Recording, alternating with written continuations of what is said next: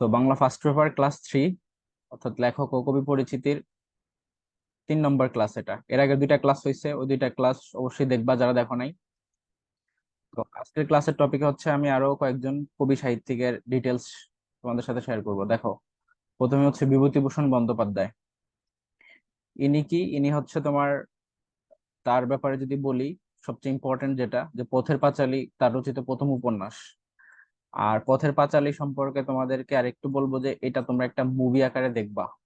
ঠিক আছে, ইউটিউবে আছে, পথের পাঁচালী লিখে সার্চ করবা, দেখবা যে একটা মুভি আসে। অনেক আগের মুভি, তো তো হয়তো সাদা কালো প্রিন্টের, বাট দেখে মজা পাবা। আর এগুলা দেখা উচিত। বিশেষ করে এরকম আরেকটা আছে, অশনি সংকেত, তারপর পথের পাঁচালী। এই দুইটাই কিন্তু বিভূতিভূষণ বন্দ্যোপাধ্যায়ের। আর এগুলোর উপর মুভি তৈরি করা হয়েছে। ওইটা দেখলে তোমরা আর কি এই জিনিসটার সাথে রিলেট করতে পারবা। আর এখানে পথের পাঁচালী বলতে বোঝানো হইতেছে যে একজন মানে বয়স্ক নারীকে আর কি বুড়ি বলতে পারো এক কথায়। ঠিক আছে, তার চরিত্র নিয়ে বলা হয়েছে। আর আরো কিছু ক্যারেক্টার ছিল, তো এটা দেখলেই বুঝতে পারবা। যদি সময় পাও দেখো। এখন আসো, যে এই হচ্ছে বিভূতিভূষণ বন্দ্যোপাধ্যায়। আর তার ব্যাপারে যদি ডিটেলস বলি, যেগুলো জানতে হবে, প্রথমত তার জন্ম দেখো 1894 সালের 12ই সেপ্টেম্বর 24 পরগনা জেলার মুরারিপুর গ্রামে। তো তোমরা একটা জিনিস মনে রাখবা, এই সাল অতটা ইম্পর্টেন্ট না, বাট এই যে কোন গ্রামটা এটা একটু জেনে রেখো। বিশেষ করে তোমার দেখবা যে কয়েকজন আছে যে এটা এটা কি লেখা, মুরারিপুর।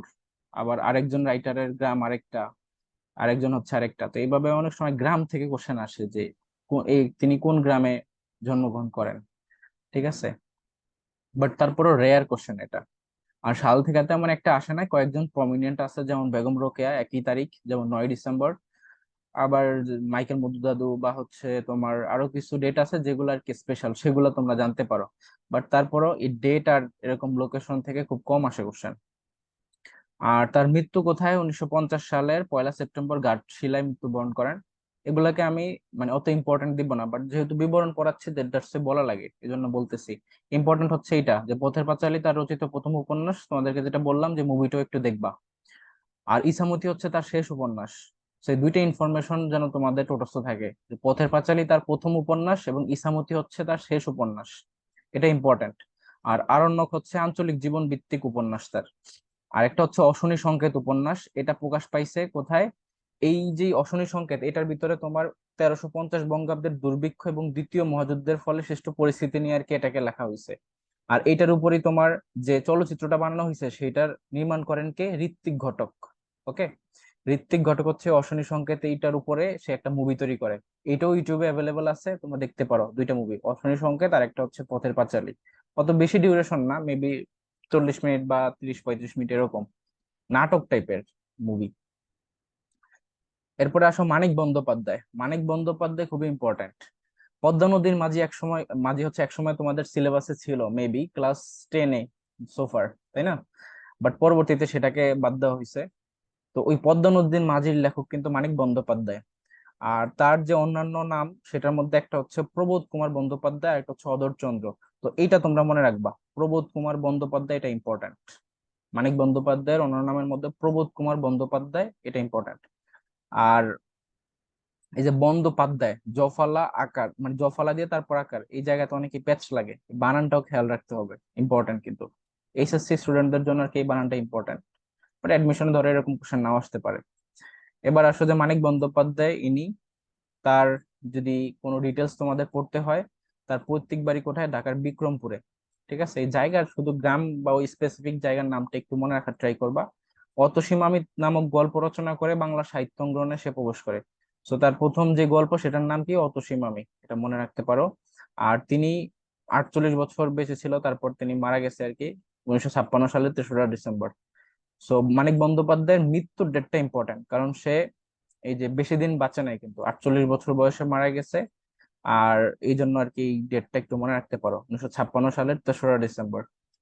এবার আসলে তার উপন্যাস এবং গল্প গ্রন্থের মধ্যে কি কি তোমাদের পড়তে হবে। প্রথমে দেখো জননী, তার উপন্যাস, দিবারাত্রির কাব্য, পুতুল নাচের ইতিকথা। আর যেটা বললাম পদ্মা নদীর মাঝি, পদ্মা নদীর মাঝির আবার চরিত্রগুলো একটু মনে রাখবা। বিশেষ করে কুবের, কপিলা আর হচ্ছে হোসেন মিয়া, এই তিনটা হচ্ছে পদ্মা নদী মাঝির আহ চরিত্র। তোমাদেরকে যদি বলি যে অমিত, ঠিক আছে, অমিত এটা কোন উপন্যাসের চরিত্র বা কার রচনার চরিত্র বলতে পারবা? অমিত, জানো না? এটা হচ্ছে মেবি শেষের কবিতা, ঠিক আছে? এই উপন্যাসটার চরিত্র হচ্ছে অমিত। এগুলা টুকটাক কিছু জিনিস স্পেসিফিক পড়তে হবে তোমাদেরকে। অত ডিটেলস তো পড়ার টাইম নেই, কারণ তোমরা তো আর বাংলা বা ইংলিশ বা কোনো কিছুর উপরে পিএইচডি করতেছো না, বা অনার্স মাস্টার্স বিএসসি ডিগ্রি নিতেছো না। তো সেই জায়গা থেকে তোমাদেরকে জাস্ট পরীক্ষায় ভালো করার জন্য, অ্যাডমিশন টেস্টে ভালো করার জন্য কিছু কিছু ইনফরমেশন একটু মাথায় রাখবা, আর একটা পড়ার সাথে সাথে আরেকটা জিনিসকে যখন রিলেট করে পড়বা তখন দেখবা যে মাথায় থাকে সেটা বেশি দিন। আদারওয়াইজ জিনিসটা ভুলে যাবা। আর তোমাদের অত ডিটেলস পড়তে হবে না, শুধু এই টুকটাক কিছু জিনিস মনে রাখবা বা ট্রাই করবা মনে রাখার।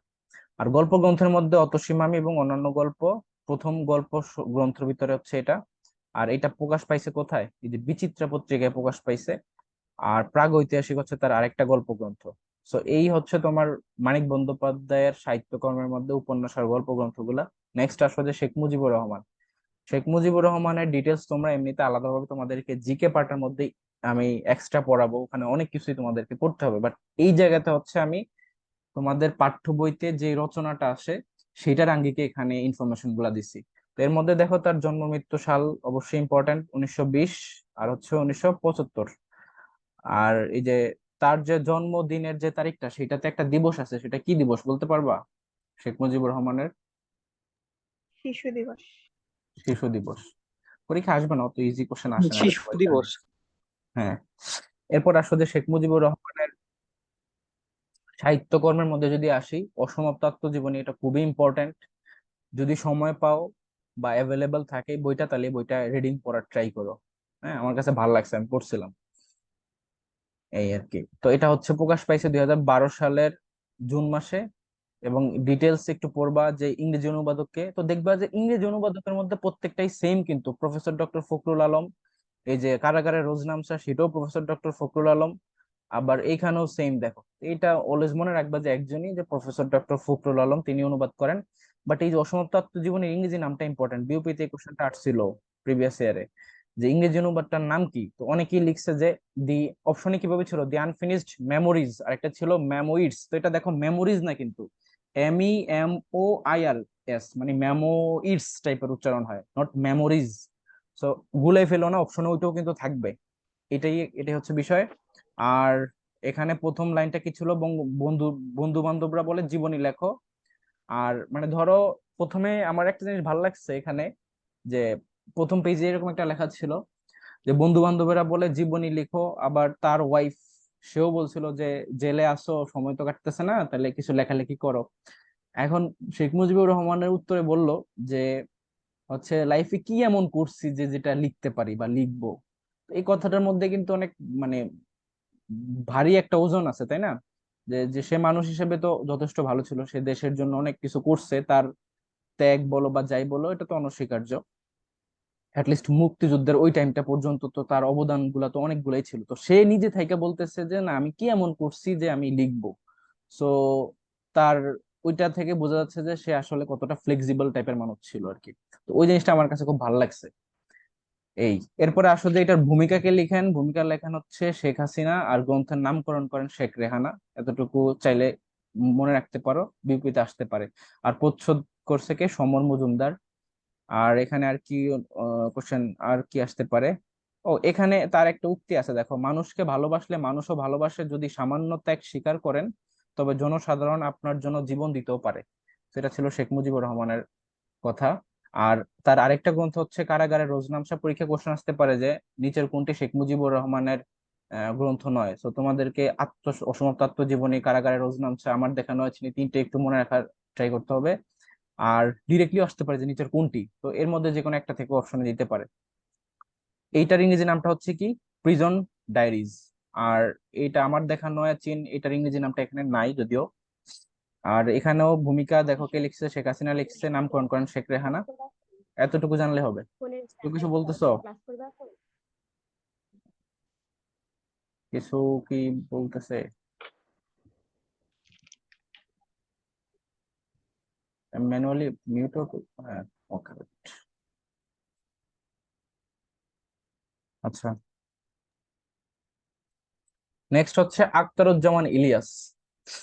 ও, তোমাদেরকে যেটা বলতে ভুলে গেছি সেটা হচ্ছে অসমাপ্ত আত্মজীবনী থেকেই কিন্তু ওই যে তোমার 52 দিনগুলি নেওয়া হয়েছে আর কি। ঠিক আছে, সো ওইটার সাথে রিলেট করে এই তিনটাকে এখানে অ্যাড করা হয়েছে। এরপরে আসলে যে আখতারুজ্জামান ইলিয়াস, তিনি তার শ্রেষ্ঠ এবং বিখ্যাত উপন্যাসের মধ্যে রয়েছে চিলেকোঠার সেপাই। এটা ডিরেক্টলি পরীক্ষা এমসিকিউতে আসতে পারে যে চিলেকোঠার সেপাই কে লিখছে। তো আখতারুজ্জামান ইলিয়াস। আর যেহেতু এরকম তোমার পেছন সাইড থেকে কোশ্চেন বেশি আসে, মানে প্রথমের যে প্রমিনেন্ট রাইটার যারা ছিলেন তাদের থেকে স্কিপ করে তারা পেছন দিকের এই রাইটার গুলা থেকে কোশ্চেন বেশি করে, যাতে করে তোমার মানে ইউনিক কোশ্চেন হয় আর কি, বা কঠিন কোশ্চেন হয়। অনেক নর্মাল স্টুডেন্ট আছে যারা অনেক ভালো প্রিপারেশন, শুরুগুলো অনেক ভালো পারে, কাজী নজরুল ইসলাম, রবীন্দ্রনাথ ঠাকুর, বিভূতিভূষণ বঙ্কিমচন্দ্র, মানিক বন্দ্যোপাধ্যায়, এদেরকে টোটস্থ করে ফেলছে উপন্যাস পড়তে পড়তে বা সাহিত্যকর্ম পড়তে পড়তে, কিন্তু শেষের দিকের গুলাকে অত গুরুত্ব দিয়ে পড়ে নাই। কিন্তু যেহেতু কিন্তু এটা ব্যতিক্রম, অলওয়েজ ট্রাই করবা যে মানে যেওর জন্য হলে, কারণ তুমি তো ফার্স্ট টাইম প্রিপারেশন নিছো, যেওর জন্য একটু ব্যতিক্রম ভাবে পড়ার জন্য, কারণ এখানে এতটুকু শিওর থাকতে হবে যে তোমাকে সহজ কোশ্চেনটার জায়গায় অলওয়েজ কঠিন কোশ্চেনটাকেই দেওয়া হবে। মানে তারা কোনো কম্প্রোমাইজ করবে না তোমার সাথে। তুমি না ভাববে আসলে কোশ্চেনটা তো স্টুডেন্টের জন্য কঠিন হয়ে যায়, এটা দেওয়া কি ঠিক হবে? জাহাঙ্গীরনগর এটা কখনোই চিন্তা করে না। তারা হচ্ছে অলওয়েজ কোশ্চেন কঠিন করবে, এটাই স্বাভাবিক। বাট বিউপির ক্ষেত্রে তোমরা ইম্পর্টেন্ট গুলা পড়তে পারো, এটার ব্যাপারে আমি না করবো না। ওকে। ইনফ্যাক্ট ওই যে আজকে একটা দেখলাম, সেটা হচ্ছে যে আহ জাহাঙ্গীরনগর ইউনিভার্সিটির কোশ্চেন, যে আকাশে কি দেখা যায়, অপশনে দিচ্ছে চাঁদ, সূর্য, তারপরে তারা, আরেকটা হচ্ছে কি, আরেকটা কি যেন ছিল। তো এই হচ্ছে জাহাঙ্গীরনগরের কোশ্চেনের টাইপ আর কি, আকাশে কি দেখা যায়। যাই হোক, এই হচ্ছে আখতারুজ্জামান ইলিয়াস। তার চেহারার মধ্যে দেখো একটা ব্যাপার আছে, কিন্তু আলাদা বাইস আছে, অ্যাটিটিউড লেভেল 100 100। আর তার যে শ্রেষ্ঠ এবং বিখ্যাত উপন্যাস যেটা বললাম চিলেকোঠার সেপাই, এটা তার প্রথম প্রকাশিত উপন্যাস, এবং এটার প্রেক্ষাপটটা কি, 1969 সালের গণ আন্দোলন। ঠিক আছে। আর তার আরো কিছু আছে, যেমন সেটা হচ্ছে খোয়াবনামা আর এই যে চিলেকোঠার সেপাই, এই দুইটা। আর তার যে গল্প জাল স্বপ্ন স্বপ্নের জাল, এটা থেকেই কিন্তু তোমার প্রেক্ষাপট ছিল কি বাংলাদেশের মুক্তিযোদ্ধার, এটা থেকেই কিন্তু নেওয়া হয়েছে। ঠিক আছে। সে কি লিখছে অ্যাকচুয়ালি, বলো তো আখতারুজ্জামান ইলিয়াস কি লিখছে? রেইনকোট নাকি জাল স্বপ্ন স্বপ্নের জাল? এটা কি তোমাদের সিলেবাসে আছে নাকি নাই, এতটুকু বলো। শর্ট সিলেবাস বাদ যাই তোমরা পড়ছো। আছে। আছে। ওকে। তার পৈতৃক নিবাস হচ্ছে বগুড়াতে। আর তার হ্যাঁ, এই যে রেইনকোট দেখছো, এটাই। তার যে ছোট গল্পের মধ্যে আছে রেইনকোট, ফোড়া, কান্না, পায়ের নিচে জল, জাল স্বপ্ন স্বপ্নের জাল, হচ্ছে এগুলো মুক্তিযুদ্ধ ভিত্তিক, ওই একই গল্প, বাট এই তিনটা হচ্ছে মুক্তিযুদ্ধ ভিত্তিক। এছাড়া আছে ফোড়া, কান্নার, পায়ের নিচে জল। তো এই হচ্ছে আখতারুজ্জামানের ডিটেলস। যেহেতু এখানে মানে তার অ্যাটিটিউড লেভেল 100 100, এর সবগুলো একটু পড়ো। ওকে, বিশেষ করে যে খোয়াবনামার চিলেকোঠার সেপাই, এটা থেকে ডিরেক্ট এমসিকিউ আসতে পারে যে খোয়াবনামা কে লিখছে, বা চিলেকোঠার সেপাই কার লেখা। আর এখানে আছে যেমন জাল স্বপ্ন স্বপ্নের জাল, রেইনকোট কোনটি থেকে নেওয়া হয়েছে, এরকম কোশ্চেন আসতে পারে। সো বাংলা কবি পরিচিতির থার্ড ক্লাসে এতটুকুই ছিল। নেক্সট, থার্ড ক্লাস বলতেছি কেন, 3 নাম্বার ক্লাস বলতে হবে।